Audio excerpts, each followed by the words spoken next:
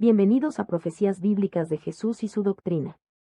Nos complace hoy compartir con ustedes las causas del juicio a las naciones en el libro de Amós. Hubo un hombre de Judá, que vivió en épocas del rey Usías de Judá. Él habitaba en las colinas de las aldeas del desierto de Judá llamada Tecoa, en el Negev. En un claro día se paseaba detrás de sus bueyes, quienes trillaban la tierra para sembrarla. En esta zona también había un sembradío de higos silvestres. Los árboles de higo estaban llenos de frutos. Este hombre es Amós. En ese momento este pastor de bueyes y agricultor de Tecoa, fue llamado por Dios, cuando pastoreaba sus bueyes y recogía higos silvestres, para anunciar juicio a las naciones, incluyendo a Jerusalén, Israel y Judá. En esa época reinaba el rey Jeroboam en Israel. Este hombre, sin ser sacerdote o levita, fue llamado en un tiempo, que callaban a los profetas y no les dejaban hablar los mensajes de lo porvenir. El libro de Amós comienza con un juicio directo a Jerusalén, ciudad que ya estaba en Canaán, cuando Israel conquista a Canaán.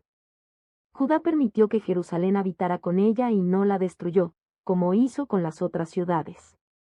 Al transcurrir el tiempo Dios les hace juicio.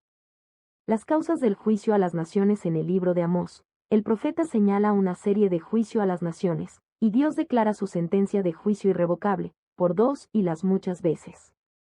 Y esta cuarta vez, por haber transgredido sus leyes. Los juicios se desarrollan en lo siguiente. En el capítulo 1. Juicio a las naciones. A Siria, porque en Damasco oprimieron a Galaad, torturándolos cruelmente. A Gaza, porque Gaza se llevó a todo el pueblo cautivo para entregárselo a Edom. A Tiro, porque Tiro entregó a todo un pueblo cautivo, en complicidad con Gaza a Edom. Sin pensar que Israel y Edom eran hermanos, y respetando el pacto de la ley. A Edom, porque persiguió con la espada a su hermano hasta matarlo, sin importarle que es su hermano, violando el principio del parentesco que los une por su sangre, con toda su furia siempre le ha robado por venganza. Y perpetuamente le ha guardado el rencor. A Amón, porque para ampliar sus terrenos, fueron capaces de abrir el vientre de las mujeres embarazadas de Galaad, para dejarlas sin descendencias, sin la posibilidad de poblar su tierra en su heredad. Capítulo 2. El juicio a Edom, Judá e Israel. A Moab, Dios nunca molestó a Moab, aunque ellos permanecieron en su idolatría. Sin embargo, esta vez le aplica el juicio, porque quemó los huesos del rey de Edom hasta incinerarlo. Este hecho de Moab desagrada a Dios. A Judá, porque menospreciaron la ley de Jehová, y no guardaron sus ordenanzas. Antes bien, anduvieron en sus errores y mentiras, igual que sus padres en la vanidad de sus ídolos. A Israel, porque vendieron al justo por dinero, y al pobre por un par de zapatos. Pisotean en el polvo de la tierra las cabezas de los desvalidos.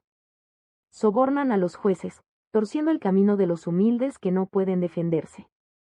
El hijo y su padre llegan a la misma joven, profanando mi santo nombre.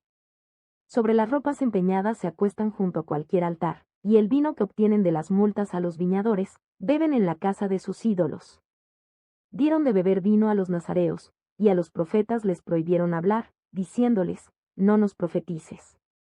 Capítulo 3. Las cláusulas rotas del pacto con Israel. Israel no estuvo de acuerdo con las palabras de Dios. Se negaron a escuchar lo que él envió a anunciar del porvenir.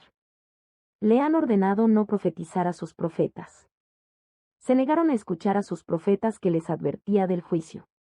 Capítulo 4. Juicio a Samaria.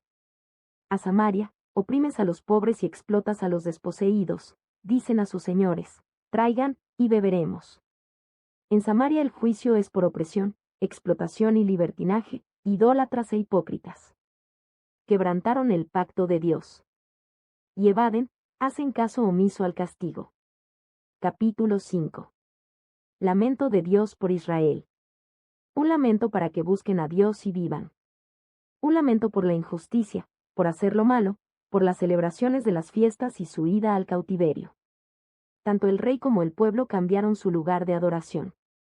A pesar de Dios mostrarles su tabernáculo del cielo, en la tierra, ellos prefieren llevar al tabernáculo de su propio Dios.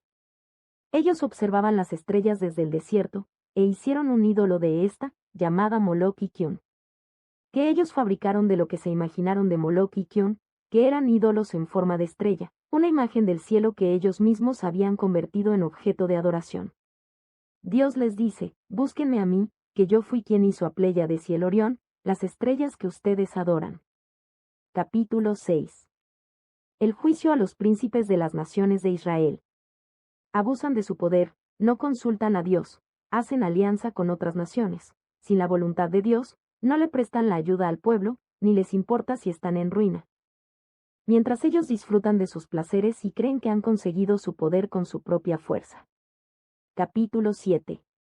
Juicio al rey Jeroboam de Israel. 2 y más veces ha retractado su juicio. Pero esta vez no los tolera más. Amós les profetiza y les dice que Dios le ha dicho, pongo plomada de albañil en medio de mi pueblo Israel, quitaré lo torcido, porque no lo toleraré más, procederé a hacer justicia y juicio. Los lugares altos de Isaac serán destruidos, los santuarios de Israel serán asolados, y me levantaré sobre la casa de Jeroboam. En ese tiempo, prohíben profetizar a Amós, en Betel, porque es santuario del rey, y capital del reino. A Betel, la habían constituido el santuario donde el rey iba a adorar a los ídolos y por supuesto todo el pueblo, por cuanto dice el sacerdote Amasías que la tierra no puede soportar las palabras de Amós, sobre su juicio. Por consiguiente, Amós le explica profetizando a Amasías, que ese mismo juicio caerá sobre él. Dios le hace juicio al rey Jeroboam, y su castigo sobre su descendencia. Este hizo lo malo ante los ojos de Dios, igual que sus antepasados. Capítulo 8. Determinación del juicio de Dios a Israel. Escuchen esto, los que explotan a los desposeídos, y arruinan a los pobres de la tierra, en el comercio injusto. Se preguntan diciendo, ¿cuándo pasará el mes de fiesta, para poder vender el trigo, y en la semana después del día sabático? Para poder abrir los almacenes de pan. Maquinan diciendo, reduciremos la medida, y subiremos el precio. Y alteraremos las medidas de la balanza. Y dicen, para que los pobres compren y gasten su dinero, y los necesitados cambien el pan por un par de zapatos, y aún le venderemos los gabazos del trigo. Aquellos que juran en Samaria por su Dios, juntando pecado a sus vidas y dicen, por tu Dios, oh Dan y los del camino de Berseba, creyendo que juran por Dios verdadero. Por eso, por ese mismo camino perecerán y nunca más se levantarán, ni ellos ni sus dioses. Por eso Dios les dice, así como erraron en mi palabra, andarán errantes por el mundo, desde las fronteras del mar Mediterráneo al otro mar, desde el norte hasta el oriente, buscando la palabra de Jehová, y no la hallarán. En este sentido, en la culminación del tiempo, que transcurren en 3 tiempos, uno al final del exilio, otro en su venida en carne, y otro en su venida en gloria. Jehová declara que viene hambre espiritual, no de pan, sino de oír la palabra de Jehová. Capítulo 9. El juicio, el propósito y la restauración de Israel. La destrucción inminente por el poder de Dios en su juicio, comenzando por su altar que lo han profanado. El propósito que Dios ha tenido de hacer un pueblo para su Hijo, eligiendo a Israel como pueblo, aunque ellos se negaron a comprenderlo, y destruyeron a su descendencia, despreciando su pacto.